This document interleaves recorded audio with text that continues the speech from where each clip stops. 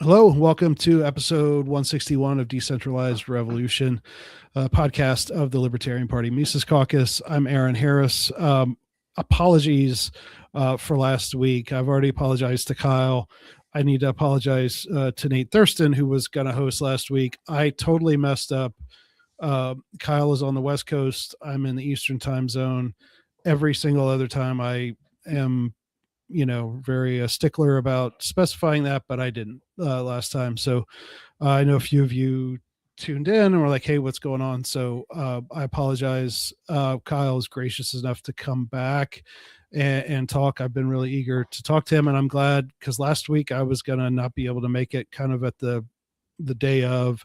So I'm glad I get to talk to Kyle. I'm jealous. And so Kyle, sorry about all that, and welcome to the show.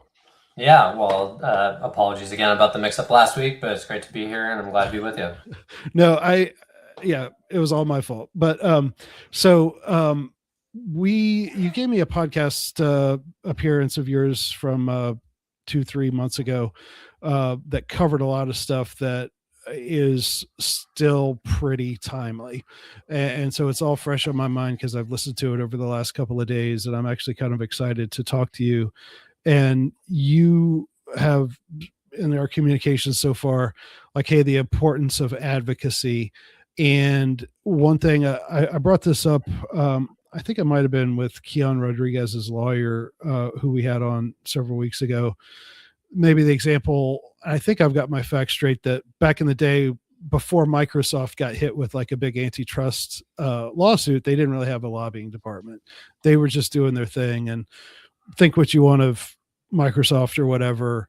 And then they, in other words, politics, you may not be interested in politics, but eventually they're going to be interested in you.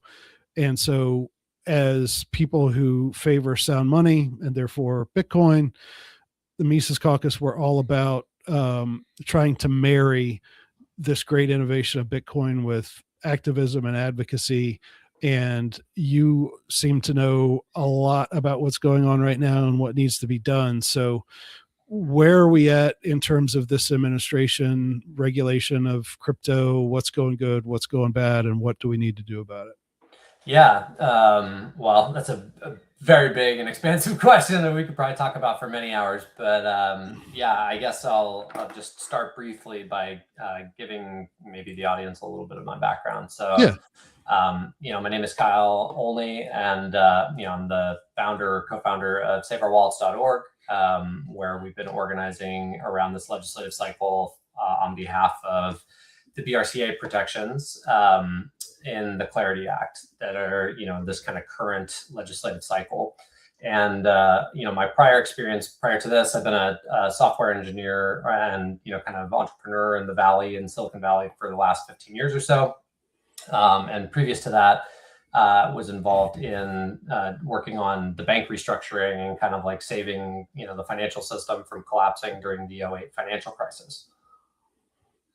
Okay. Excuse me. And so, I've got a lot of background on this, kind of like the entire arc. And, basically to kind of shortcut a lot of things and go right to your answer, there is quite a bit that's going on in Washington right now in this legislative cycle around, kind of the crypto industry and the market structure rules that, have been discussed for the last 15 years, basically, since the industry got started. And, as many of the listeners will be aware, there was the first bill that was passed, which was, the Genius Act. This created, a stable coin sort of architecture. And then, there's been discussion about a national strategic reserve for Bitcoin. That's technically been implemented by executive order, but it hasn't been codified in law yet. And there's a possibility that will get dealt with further down in the legislative cycle. But right now, the real meat of everything that's going on is setting up these market structure rules in order to basically integrate the crypto ecosystem as we've known it for the last 16 or 17 years since the Bitcoin white paper was first released in 2009 into the United States' formal, kind of banking and regulatory apparatus, right? And so at the moment, all of the crypto industry kind of technically operates outside the formal bounds of the U.S. banking system. There are no real formal guidelines. I mean, there are like kind of pieces here and there that have been implemented clearly by various regulators, but there's no overarching legislative structure that defines this industry in the United States, and that has been, kind of the pig that the python of the U.S. government is trying to digest right now. Right. So when you use the term market structure, you're not talking about like the spontaneous order of the market. You're talking about what the government sees as the sort of boundaries of what this thing is. Do I have that right? Yeah, I mean, again, here I would say, like, most Bitcoiners, like, we would believe that the government is kind of an ancillary fact, right? Right. That the market is an emergent phenomenon between individual parties willing to transact freely in a free market, right? But clearly, the U.S. government has feelings about what they would like to see as permissible, legal, and otherwise inside, kind of the rules of the game, if you will. So what do we want as free market Bitcoiners? What would we like, given the fact that the government's not going to wither away or disappear or just leave us completely alone? What would you like to see that would preserve some liberty and allow Bitcoin to work like it can? Yeah, well, I mean, there's a lot of things that are on the table for discussion, and then there are kind of things that we as free market Bitcoiners, I suppose, would like to see. These have been touched on to some degree, I think, in some of your prior podcasts. But I mean, one of the obvious ones that's a big kind of starting point for a lot of Bitcoiners is kind of the requirements and regulations around KYC AML. So, kind of following the September 11th, kind of post, security world that we exist in kind of this modern era, you've seen like radical expansions of the KYC AML infrastructure that was, applied to the banking sector, effectively deputizing the banking sector to become agents of the state. And, now if you engage or transact with a bank in the United States, I mean, you're effectively under constant surveillance, right? I mean, there are no private transactions between parties that involve, regulated U.S. banks or financial service providers. And so, I would say that that's like probably first and foremost the focal point, I would say, of, the changes that will occur in this Bitcoin market, right? A lot of this legislation is trying to normalize the post 9/11 surveillance regime that exists in the banking sector and then extend it into the Bitcoin and crypto universe. So I would say that first and foremost is something that we would hope to not see, as more liberty-loving individuals, but, is maybe a little bit outside the Overton window of what, is going to be feasible in this current market structure fight. There are various other things like, tax treatment, right? Like how is Bitcoin or gains on, crypto assets taxed? This is, a big question and something that, varies by, the particular asset. But, again, narrowly in the Bitcoin context, I think many of us would feel quite strongly that there should be at least a de minimis exemption for taxes and the tax treatment, if not an outright, aggregation taxes on Bitcoin gains, which I would say is the more philosophically consistent point, because, for instance, you don't have to pay taxes on foreign currency gains when you retain foreign currency. And this isn't a normal problem for a lot of Americans who stay in kind of North America, but you're not obligated to pay taxes on gains that you have for holding foreign currency. And in many people's minds, Bitcoin would be a foreign currency. So that's another thing that's being discussed. And then I think chiefly and primarily, I mean, there are many other issues, but one of the other ones that I think is really core and central to, kind of the libertarian philosophy and ethos is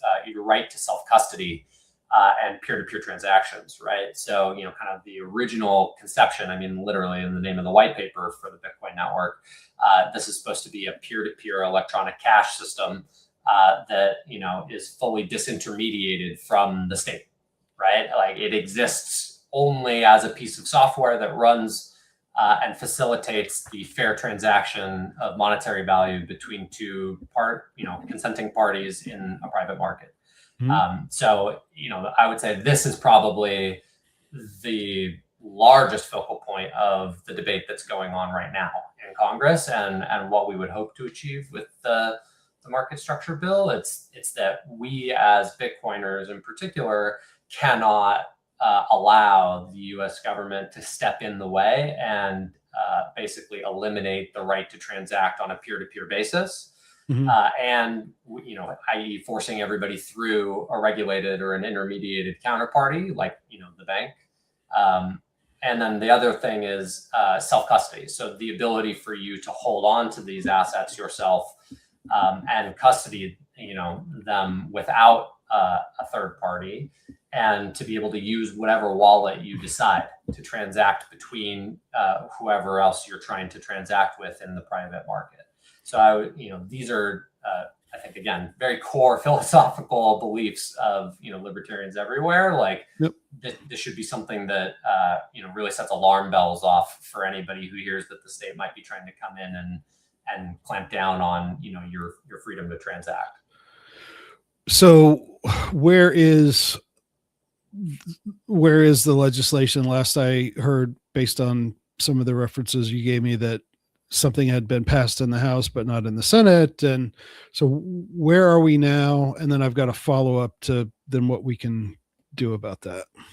Yeah. So where are we now? It's actually nothing has changed since, Q4 in, strict terms. Like, the House has passed their version of the Clarity Act, and the Senate is still bogged down trying to figure out what their version of the bill is going to look like. There are two different committees of jurisdiction in the Senate. One is the Banking Committee and one is the Agriculture Committee. The Agriculture Committee has published their draft of the bill that they would like to see move forward. And then the Banking Committee is the one at the moment that is really struggling to move forward. They had to scrub two markups. There are, many closed door meetings that are happening at the White House and in Washington, D.C. Throughout this month in order to try to get something workable done. And then the hope, from the Senate's perspective, is that they're going to be able to get something that they can actually push out of the Banking Committee and bring to the full floor. But this has been very contentious because of the, kind of different cross currents that are at play here between, the Wall Street traditional finance part of the banking sector, and then what I would call the kind of centralized or CeFi kind of crypto elements, right? These are the Coinbases, the Krakens, the large financial institutions that have been around for 10 years or more, and then the interests of all of the other players in the market, right? All the small guys, all the startups, all the things of this nature. So it's a very convoluted political landscape at the moment, but the target for moving this forward, the Trump White House gave a deadline of the end of February to, the banking sector and, kind of the new crypto sector. Okay. And if they don't figure it out by the end of the month, the White House has said that they're going to, they threatened to just cut their losses and move on. Although I would say that seems an incredibly unlikely scenario from, the Trump administration. Speaking of convoluted political landscape, how does the Agriculture Committee have a piece of this? So agriculture has oversight over commodities. And so, they regulate the CFTC and kind of the commodities futures markets. And so, there is a particular nuance between what crypto assets would qualify as commodities versus non-commodities, right? And so that is also a major piece of what we're expecting to see delivered in the final bill. But that's the breakdown. So the breakdown is commodities are regulated by the Agriculture Committee, and then equities are regulated by the Banking Committee. Yeah. So you're mentioning commodities. I'm thinking of the movie Trading Places, and if you remember that one. Orange juice futures. Yeah. That's a great movie. Billy Ray Valentine, Capricorn. So let's break down the players in this. So the sort of the the type of Bitcoin and crypto people who have commercials during the Super Bowl is kind of one group. We'll get to them in a second. But like, when you say Wall Street, does that basically include central bankers and just everybody in the old financial world kind of together on this? And just describe where those people are at. Yeah, this is where it depends on how deep in the weeds you want to get. So, as a sort of general voting bloc coalition, I would argue that most of Wall Street and the traditional finance industry is more or less monolithic, right? Like they don't want to modernize. They want to continue extracting value from their clients at egregious levels that kind of put to shame most of the rest of the banks around the world. Right. And generally speaking, you see the crypto industry operating as a monolithic interest. But if you kind of peel back the surface on both sides of that equation, it gets substantially more convoluted very quickly, because you see that there are people like Jamie Dimon, for instance, or Larry Fink, who they can see the writing on the wall. Yeah, they want a piece of the new action. Yeah, exactly. They see that the world is changing. They dug their heels in and fought against it as long as they could, but they're not going to be able to stop the sun from rising, right? And so they're kind of coming around and understanding that they need to kind of get on the boat and get smart. And I think at the right time, they will, kind of cut their losses and, throw everybody else in the TradFi industry under the bus, right? All the small and local community banks, people who don't have billion-dollar R&D or, technology budgets to be able to afford to stay in the race and keep up. Then you've got, again, as I said, all the crypto players. And again, here, in general, Coinbase, Kraken, the large players, these guys tend to be crypto native. And generally represent the interests of the industry. But when push comes to shove, a large established multi-billion-dollar institution, backed by venture capital, is not necessarily going to have the same interests as, let's call it, a 15 to 20 person startup that's just trying to get going and break into the market, right? Or a new project team, who is, in so many other ways, just like starting up and a new entrant and, fighting against incumbents. And so this is, I think, a large part of the problem that they're now starting to experience in Washington, is that, the staffers, the 24-year-old staffers who, frankly, haven't lived long enough to know the difference. And then, all of the, plus 60 representatives who actually sit in Congress and are too far out of the loop of what's going on in the world to, again, know the difference. They just kind of painted with a broad brush, and they thought, oh, well, these are all people involved in the finance industry, right? Yep. Like they all have the same interests. Or, oh, well, the Wall Street guys are all in one bucket and the crypto kids are all in one bucket. And really, that couldn't be further from the truth. I mean, there's a lot of different converging and diverging interests, even inside those individual coalitions, which are pulling in different directions and leading to the present chaos that we're seeing in Washington. So where does the Genius Act come into this? Because I'm purely like political. I'm not, I have some Bitcoin, but I'm not super savvy with it. I'm not like a super erudite economic student or anything like that. But my sort of political instincts tell me, when I hear like them talking about stablecoin, like it just, the people who talk about that, it seems like it's a way for them to inflate, or it seems really fishy to me. And I've had different people say different things to me about that and about the Genius Act. And so I'm not very well informed, but I wasn't, I'm a little bit, I'm still a little confused about it, but I don't have a good feeling about all that. So set me straight. Yeah. Well, I mean, I think here, from like kind of the libertarian perspective, the Genius Act and the stablecoin situation is probably not ideal, right? Because your instincts are kind of pointing in the right direction here, which is to say that the reason the government was so easily able to push a bipartisan stablecoin infrastructure through the Congress when almost nothing else is capable of getting through Congress is because it unblocks their ability to issue $10 trillion in stablecoins in the next few years in order to match the $10 trillion in bill issuance that needs to come from the US Treasury. And they need to find new buyers of treasuries, not the same old folks that we've been relying on for the last 70 years because we've kind of strained those relationships to their breaking point. And I guess more importantly, most of these people who are buying bonds outside the United States, they can do math.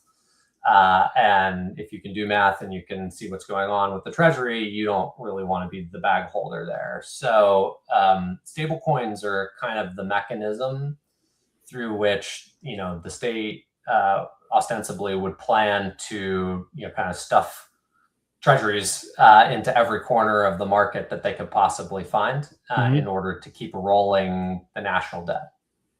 Like that is the kind of real politique behind why Genius sailed through Congress and why you see the entire banking industry lining up behind stablecoins now. So more just kicking the can down the road. Yeah, certainly. Okay. I mean, there is an idea, obviously, that you could see a productivity miracle that comes from things like AI or something like that, and massive sort of GDP growth that would swing in the direction of absorbing that rate of debt increase. But yeah, I mean, again, if you're quantitative and you can do math, nobody wants to be at the Treasury or the Fed right now. Right. So before we go any further, for some people, define stablecoin. So a stablecoin is basically it's just it literally tracks the name, right? So the idea is if you want to swap out of a native crypto position, so let's say you hold Bitcoin. Bitcoin's highly volatile. You may have noticed if you're watching the price over the last 30 to 60 days. Let's say that you want to maintain, native digital exposure, but you don't want to have the price volatility of Bitcoin or Ethereum or one of these other crypto assets, right? You can trade into a stable coin, which is just as frictionless from a technology perspective. It can be, stored in your wallet. It can be, sent as a payment instrument. It can be used as collateral for a loan. There are a lot of different ways you can use it. It's just a composable dollar. Effectively, like a digitally composable dollar. You swap out of the native instrument and you swap into this stable coin where your US dollar, if you're basing it in US dollars, value stays the same. It stays constant. So let's say you have $100 worth of Bitcoin today. You say, hey, I can't handle the risk. I want $100 in USDC or Tether or something to that effect. You have $100, it just stays pegged. And the reason that it stays pegged is because of that thing that I was just mentioning, which is that the stablecoin issuers then go and they buy treasuries to back the value of that stable coin. And so, effectively, this is a way for you to get out of the trade or to like pump the brakes if you, are holding something else that's natively digital. So if I have $100 in stablecoin and I want cash in my hand, who do I sell that to? Well, so now, and kind of the post-Genius Act world that's coming forward, anybody who's a regulated, U.S. regulated stablecoin issuer, I think, would be obligated to swap you, normal fiat dollars for whatever stablecoin dollars that you have. But increasingly, I think, and this is an important point for everybody to understand, physical fiat US dollars are going to cease to exist in the modern world here, probably in the next 5 to 10 years. They have a very defined interest in moving everyone in the entire market over into digitally native currency units. Yeah, what could that be? What could that be? Yeah, well, and again, here, I think, this is why this is an issue that everybody in the libertarian community should care about deeply, right? Again, you may not care about politics, but politics cares about you. Mm-hmm. It's going to come to your door whether you like it or not. So, I mean, we saw the first sort of hints of this, about 10 years ago, I think. I can't remember the exact date, but India just overnight eliminated physical currency in the country, and everybody, there was a mad scramble for people to go and swap in their physical notes in order to get, digital credits. We've seen the rollout of central bank digital currencies all over the world. We saw this move to, cashless societies that started picking up in earnest in the COVID period.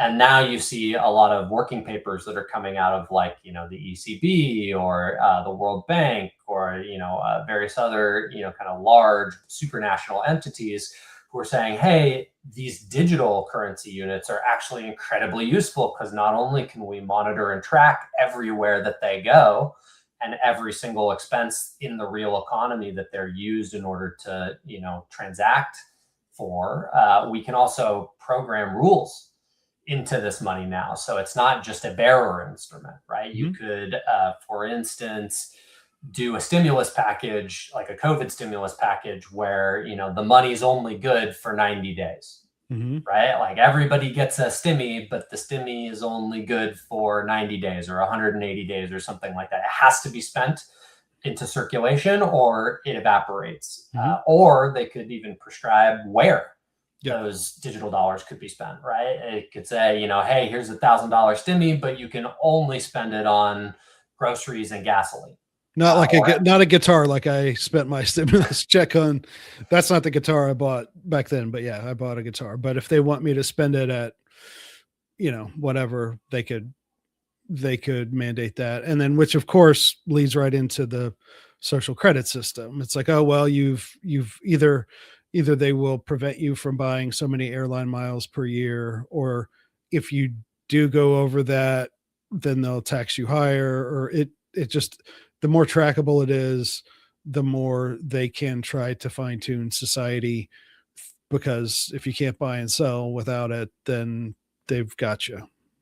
Yeah, exactly. Right. I mean, the idea here is that it's just an expansion of surveillance capabilities that the state has, right? And of course, they'll give you, reasons that this is good, like, oh, we can actually monitor the precise GDP metrics, that are happening inside the economy, or we can tell you exactly how much money is being spent on travel and leisure as a percentage of the economy. Like, okay, cool. Like, that's true. There are things that are, ancillary benefits of being able to have this degree of quantitative tracking. But I think overwhelmingly, most people, with a historical view of things would say that this is a scary boundary to be crossing, and something that would seem virtually impossible to claw back if we give up on kind of the right to anonymity or the right to privacy in our transactions. Right. And of course, Wall Street and Fortune 500 and all that, they want this type of stuff because they want data. I mean, the biggest commodity going right now is individual data that we sit and we actively give to these companies for hours every day. And that is super, super valuable. And how much more valuable is that going to be if they can also track, during what time a day do left-handed people in Tennessee go to McDonald's or whatever, so. Yeah. And I mean, now you're even starting to see, I would say another thing that's particularly scary, I forget exactly who it was now, but there was a big supermarket chain that rolled out dynamic pricing. Right. As a pilot, and then, had to quickly pull it back in because there was a, large kerfluffle that it dusted up and everybody got really angry at them. But like, exactly to your point, it's like, okay, if you had these digital currency units where they can be fully monitored and surveilled and tracked the whole way through, and you had something like dynamic pricing, right? Well, now they can literally monitor everything that you're spending your money on. They'll know how you spend your money. They'll know when you walk into the store that you're likely to spend it on certain SKUs. Right. And then maybe they'll change the price of those SKUs on you, right? And that's not one individual actor, that's the kind of layering of bad incentives from multiple actors that can quickly cascade on us here if we're not careful. Yeah, and I can already hear some of the libertarian autist is kind of an overused term, but like some people are like, oh, what's wrong with that? It's consenting adults. It's they already do coupons. What's the big deal?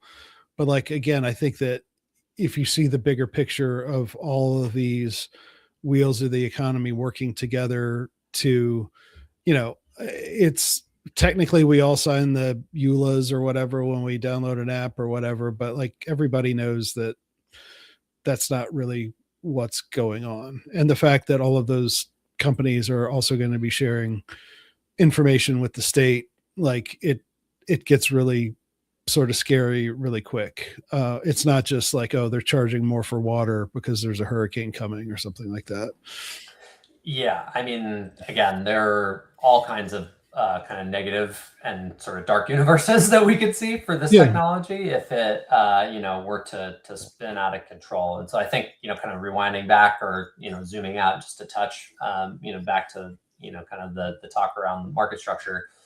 This is why it's really important that we get good rules, through this legislative process, if there are going to be rules. So in my work with Save Our Wallets, a lot of the discussion has been, we need engagement from people who, are activated by this concept in order to influence the outcome of the rules, because it would be better for us to continue with no market structure rules and wait for a better legislative period than to, settle for some very circumspect and questionable rules just in order to get a compromise. If that is, kind of the direction that things look like they're heading. And unfortunately, that is kind of the direction that things look like they're heading now at the moment, which is to say that, the rules are looking quite shaky, that they're starting to push through. So,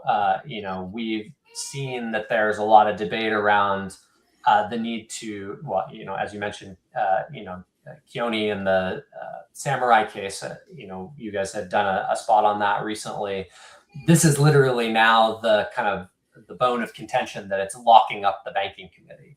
You have kind of the national security state members of the committee who are saying, hey, wait a second, this provision, which is called the BRCA provisions, the Blockchain Regulatory Clarity Act provisions, these have been in the bill since the very beginning. Tom Emmer, who's the majority whip in the House, sponsored this bill at the beginning of the legislative session before it was incorporated and folded into the current Clarity Act. And it passed through the House. But now in the Senate, they're getting feelings about the fact that, oh, well, if we actually make it clear that software developers who are developing non-custodial open source software, like wallet software, for instance, like the Samurai guys, for instance, if these guys, if we legalize this behavior fully in statute and in law, we will not be able to stop things like Samurai, mixers like Tornado Cash, and, which, again, they're fully legitimate privacy-oriented use cases for these tools. They feel that no one is entitled to privacy. Right. If there's even one bad person. Yeah. What about Hamas? What about Hamas or Al Qaeda or whatever? Yeah. Right. Yes. But what I think is very, very important to say clearly here, like, not only is that kind of an incredibly suspect theory to begin with, right? I mean, we've in Western, jurisprudence and in, kind of legal doctrine, we have believed that it was better for 10 guilty men to go free than to put one innocent man in jail for like literally hundreds of years. It's like kind of the bedrock of our Western philosophy, really, when it comes to the law. But the other thing that just kind of blows one's mind is that if you were to apply this same criteria that the government wants to apply, or it has applied in the case of the Samurai developers. Now, I would argue, in a very poor and kind of kangaroo court sort of way. Yep. If you were to apply the same legal theory to any other manufacturer or creator of a tool in our society, it would wreak havoc on everyone, because this would effectively mean that the executives at Toyota are accessories to bank robbery whenever someone robs a bank physically in the real world. It would mean that Gmail developer, like engineers at Google who just work on the Gmail product, would literally face conspiracy charges for trafficking children with Jeffrey Epstein, for instance. Yeah. Right. I mean, you can literally expand the, sort of permissible, code of prosecution to effectively everyone in society. Absolutely. If this is allowed to go forward.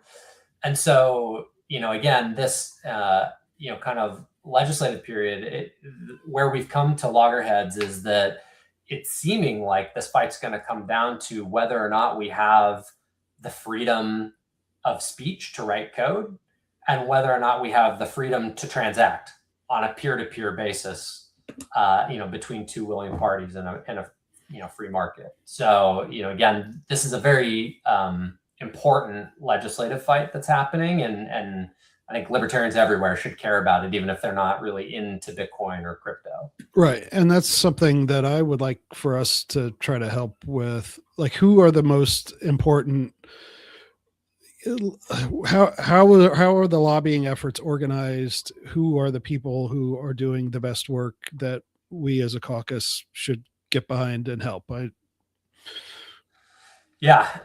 so there are a lot of different interests that are at play in Washington. I mean, it's hard to say precisely where the highest leverage points are, because a lot of this has been shrouded in secrecy. We haven't even really heard any of the Senate banking committee members really go on the record about their feelings about this until very, very recently. So, I mean, in general, my point would be that the Bitcoin Policy Institute does exceptionally high quality work on Bitcoin policy in Washington, and they've been laser focused on this. Coin Center has been another vociferous advocate of defending what we would, I think, argue are kind of core American liberties and kind of rights that we want to preserve. The DeFi Action Fund has also been incredibly dogged on this point. They organized a 100 organization, kind of industry coalition letter that went out in Q3, trying to put on notice that this was a red line, and that if they, the senators or Congress people try to strip developer protections out of this bill, that would make it politically non-viable for everybody in the crypto industry. So I'd say those are maybe my top three. Okay, I didn't quite hear the third organization. DeFi Action Fund. DEFY. I think they spell it differently. I think it's DeFi, DEFI. Okay. Action Fund. Okay, Yeah. We'll look that up. And then where does Save Our Wallets fit into all that? Yeah, so again, Save Our Wallets is the organization that I started about a year ago now in order to do like a public advocacy campaign on this front. So, we're out there as well. I'm in Washington, every so often, and have been engaging with a lot of the other trade groups and doing lobbying in congressional offices. But I'm not or we are not at Save Our Wallets. It's a very small kind of outfit. It's not like a, persistent organization, at least at this point. So, I mean, we're involved, and again, specifically on the developer protection side of things. Yep. All of these other organizations, like the DeFi Action Fund, Coin Center, BPI, like they care about larger parts of the bill and, kind of other pieces of the market structure legislation. But, at Save Our Wallets, we've been narrowly and, laser focused on if these developer protections get stripped from the bill, we've kind of lost the plot. On freedom in the United States, and it really will, kind of mean that we're all in for a bad time. Moving forward. So, are you familiar with like the Defend the Guard movement? Have you heard of that? Heard of it? Yeah. So we've been working with them for a while. Bringourtroopshome.us is the name of the group, and they're basically, their idea is defend the guard, which is legislation that we've been working to try to get passed in each state. And I think it's just like the what you were talking about, like it's passed, I think, a couple of state legislate legislative houses on one side, and it's, we're slowly making some progress. But the basically the idea is it would prohibit the state's governor from releasing that state's national guard for overseas, or outside the United States action without a declaration of war from the president, from Congress. In other words, the president just sending somebody somewhere and the governor releasing the National Guard troops is what we want to stop. And so we've been working, and those guys, Dan McKnight, Diego, who his last name is blanking, I'm blanking on it for some reason. They do a great job on educating people on how to do activism, how to call their legislators, how to, lobby within their communities. Like for that in particular, it's, getting the local Lions Club, American Legion type people to, support it. And that's something I would like for us to try to help out with you guys. Like when there is a call to action that needs to be done. And,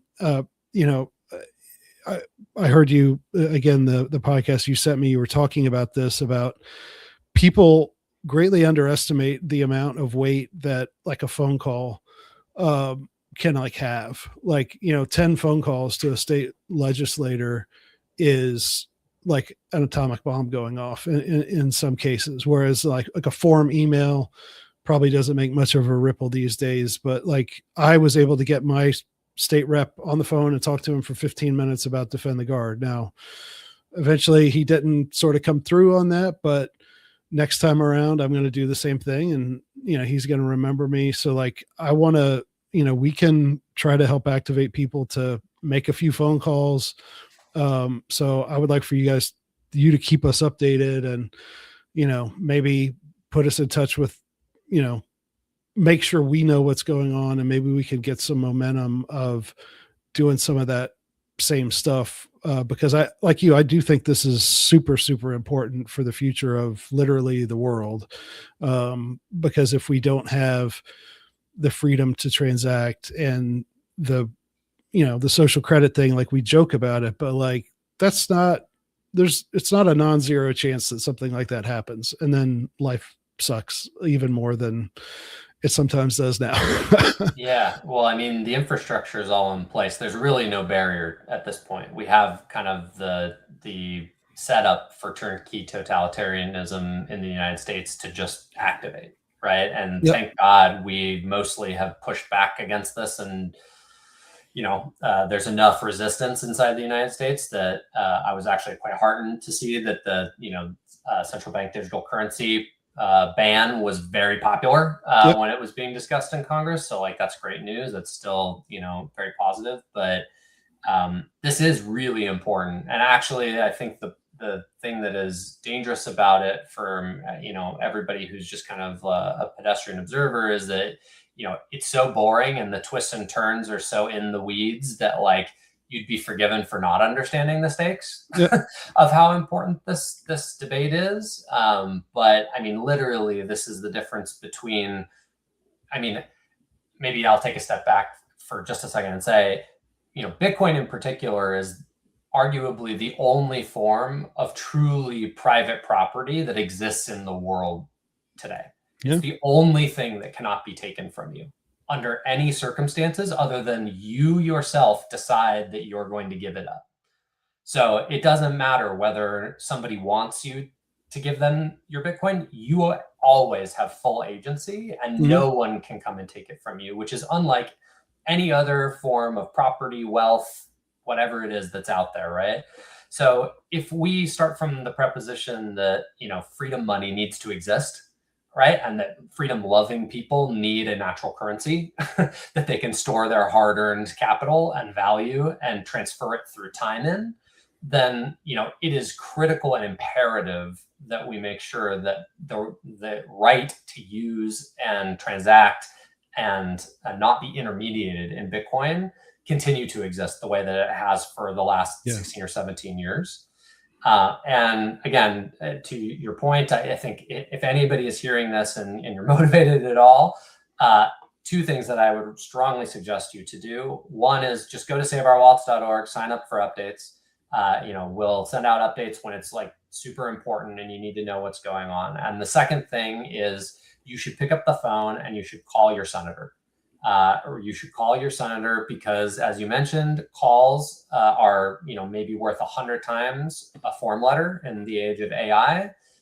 And the second thing that along that point that you had already mentioned was that this is actually not that hard. You pick up the phone and you can talk to your office. You may not get the actual member, right? You might not get the congressperson or certainly not a senator if you just call up randomly on a Tuesday afternoon. But somebody in their office or their field office will take that call. They'll register your comments and they keep a tally and they know what's going on. And to your point, like if 20 or 100 people call into an office with the same, motivated, ambition to influence a policy outcome, that is a lot of people. They don't hear from a lot of representatives. And so this is somewhere where you can have a really large outsized impact just by picking up the phone and investing like 30 minutes of your day. And again, probably one of the most important, sort of freedom, action items that anybody can take. Yeah. Another thing, I know Angela, we've been talking about it as a caucus. Angela's been lobbying some Bitcoin people. The idea of taking what we learned in this last election, the fact that a very small number of voters in certain places swayed things for Trump, that she was able to extract that promise from Trump that if elected, he would pardon Ross, and we got that done. And in this grand scheme of things, it's not it's not saving the world, but it was saving the world for one man and his family. But that it was proof of concept that an organized small libertarian minority that's disciplined can make a difference in big elections. I'm not talking just local elections, but in a national election, for Senate, things like that. This sort of the leverage strategy. What appetite do you see among committed Bitcoiners for trying to use the Libertarian Party to do that? Because there is nothing more important than sound money and privacy. And 2A is very, very important, but we also want, if we could change anything, it's to have the money be sound. Just think of all the things the government could not do if our monetary system was based on gold and or Bitcoin. And to move things in that direction is the most important thing politically we could do.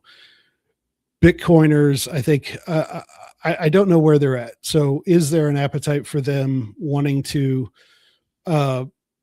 take the Libertarian Party, use it as that leverage strategy to get what we want?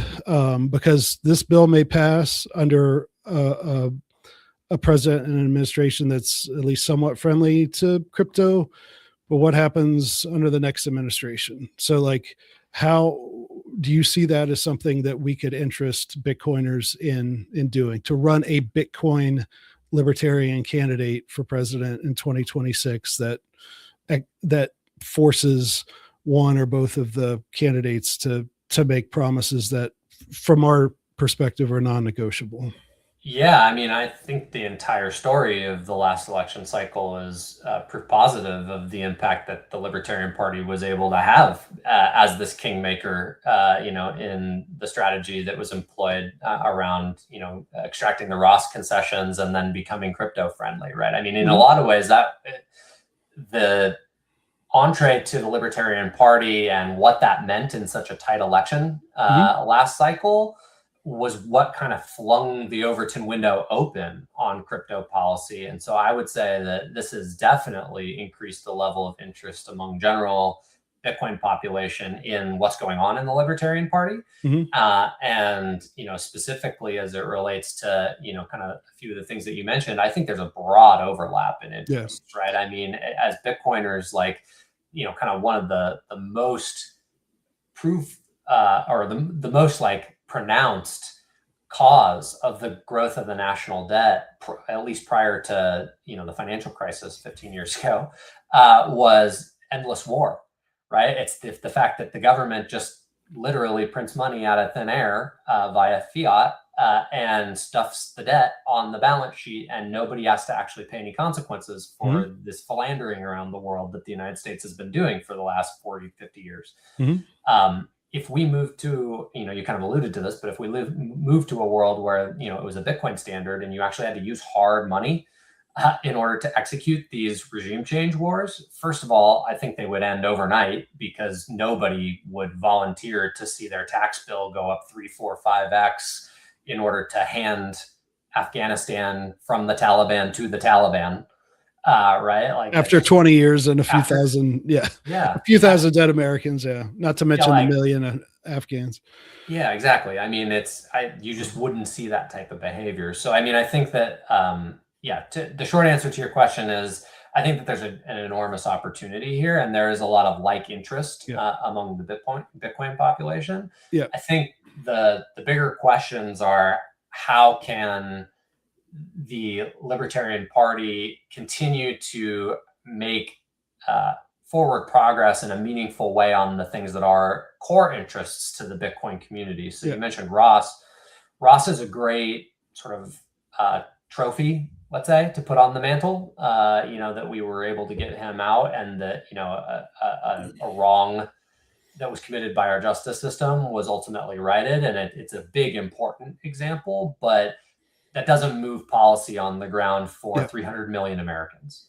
Right. And so figuring out what is the next give-get in the next election, if the Libertarian Party can be kingmakers, where it actually influences, 300 million people, on the Bitcoin policy front, like, I think that's actually maybe the big question that we need to be wrestling with in order to, kind of take this to the next level. Right. And you did mention something in there that there is interest among Bitcoiners about what's going on in the Libertarian Party.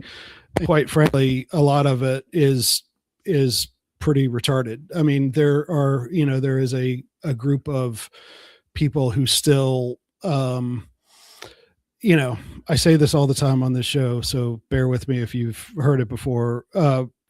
People who treat it as like a debating club.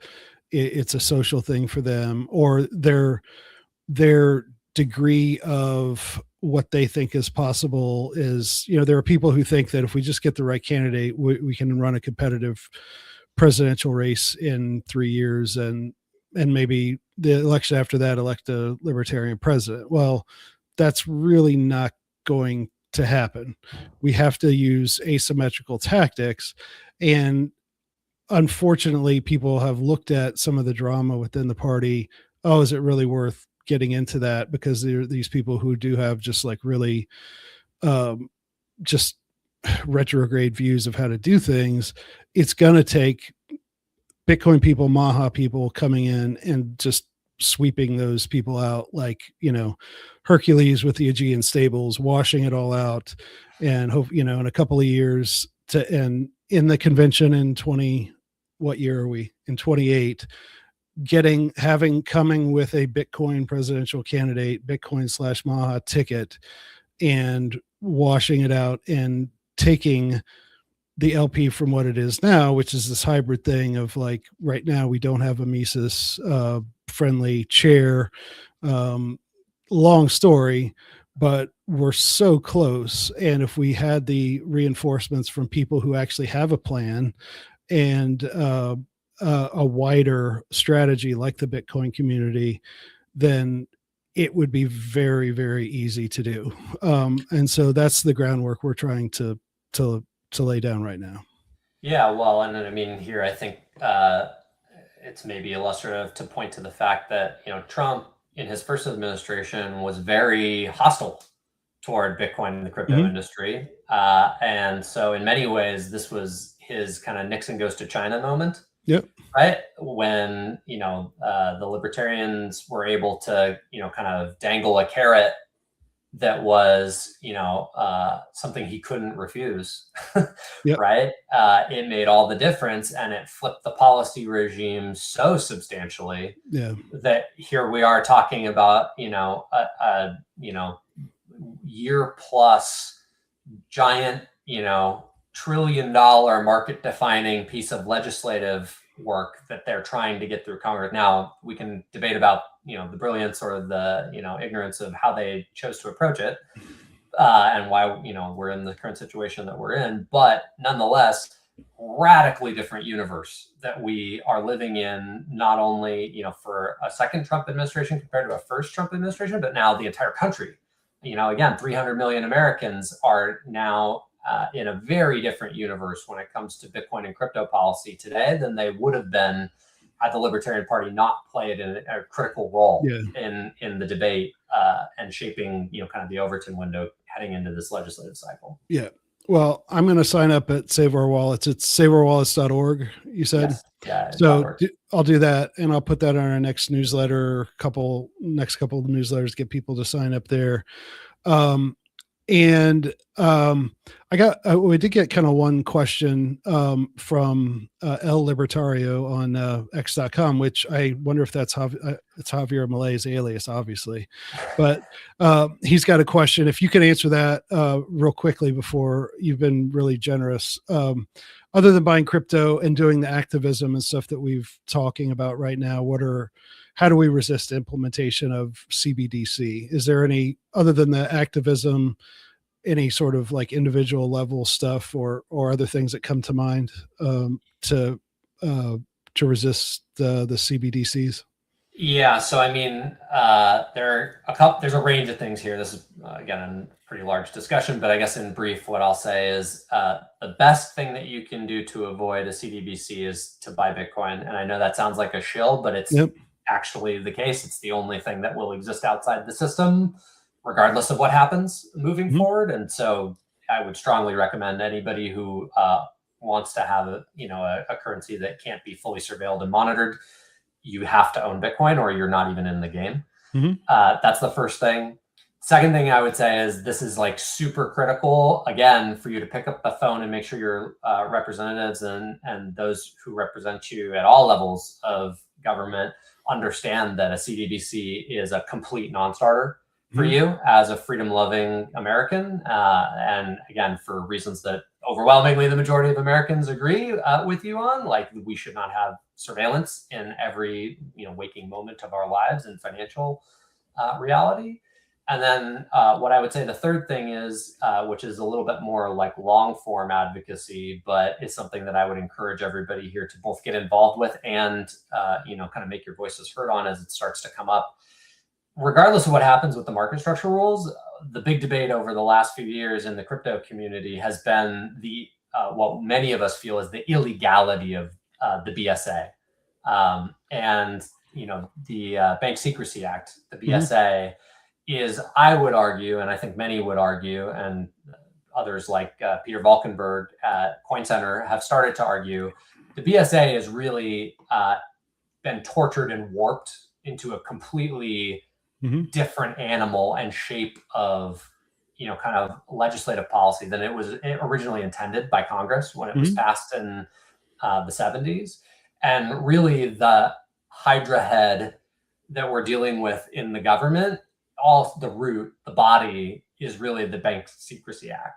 Right. And so I think that everybody knows that one from TV shows where, like, there's a scene in The Sopranos where he has Carmela, I think, make deposits of $9,800 into banks because the $10,000 triggers it. $10,000 in the 70s was, you could buy, that's like a new car today or whatever.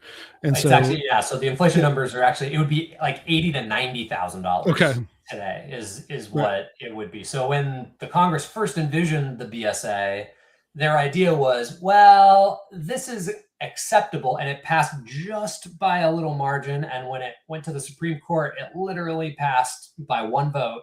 Yeah. And consistently they were like, well, there's kind of a reason that this should exist when you're talking about, $100,000 moving around in the bank. Right. System. Cocaine dealers. Well, and as libertarians, we would have something to say about that, but yeah. Yeah, of course. Yeah. And yeah, so I would say, again, but the debate that they had was like, it was only barely permissible under the idea that it was this giant financial transaction that was moving through the system and merited some level of surveillance. Yeah. Now that $10,000 limit is actually even pushed even lower. I mean, they're talking about now they want to know if you've sent $600 on Venmo.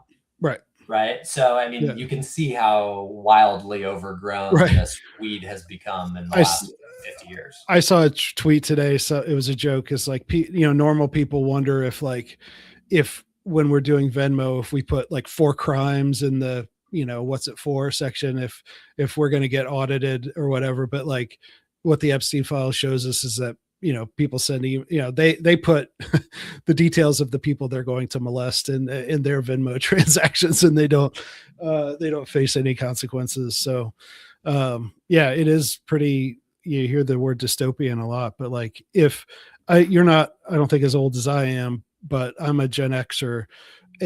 But like, if you would have told me when I graduated high school that not only would you have to do what you do at the airport, but that you would have to show your ID to open a bank account I guess maybe back then but like certainly not to like cash a check, and all that stuff was like so much. People today don't realize how much more free the world was back then. Oh, yeah. And today you say certain things and people are like, well, why not? So, but yeah. But Bitcoin gives us an opportunity, and I'm glad that people like you are working on this. And I'd like to have you back at some point. I've been thinking about having like a little Bitcoin panel, so maybe in a few weeks we could do that if you're up for it. But I definitely want to have our people go to saveourwallets.org and keep me informed. So if we need to send out action alerts, we can do that. And I've been looking forward to this all day, and I'm really glad I got to talk to you, Kyle. So any last words before we say goodbye? Yeah, well, no, I mean, I'll just say, I'll reiterate that I was happy to be here. Thank you for having me on. I'm glad we made it work. This was a great conversation. Hopefully the first of many. Would love to return and have more detailed discussion about all of the things on the Bitcoin policy side when you're ready. And then, I'll just reiterate for the listeners again, go to saveourwallets.org, sign up for the alerts. We have a tool on the website as well where you can enter your zip code, and it'll give you all of the contact information for everyone who represents you in Congress. So I would strongly recommend that everybody go and do that at a minimum. Even if you don't sign up for alerts, go put your zip code in, find out all the contact information for your representatives, and then pick up the phone and call. Okay. And again, like, this is really not that hard. It sounds scary. Yeah. People get, freaked out about this. This is literally their job. Their job is to take your phone calls and hear what you believe and try to make the policy based on, the opinions of their constituents. So just pick up the phone, call your senator in particular, is again where the game is being played right now. So if you have, a senator who sits on the banking committee, extra bonus points for calling and telling them that you demand that the BRCA language be included in whatever market structure legislation is forthcoming from the Senate. And then, other than that, I would say just, be an active and engaged citizen. We have to defend liberty diligently, right? Like the cost of liberty is eternal vigilance. That's right. Thomas Jefferson tells us. Yeah, I actually next week I have a portrait of Thomas Jefferson that I'll have over my shoulder. I'm upset that I didn't have it up by now, but I moved in the house like 6-7 months ago, and I still don't have all the stuff up. But yeah, I'm glad to be working alongside somebody like you for something so important. So Kyle Olney, saveourwallets.org. Thanks a lot, and we will have you back on soon. All right. Thanks, Aaron. Have a good one. Bye-bye.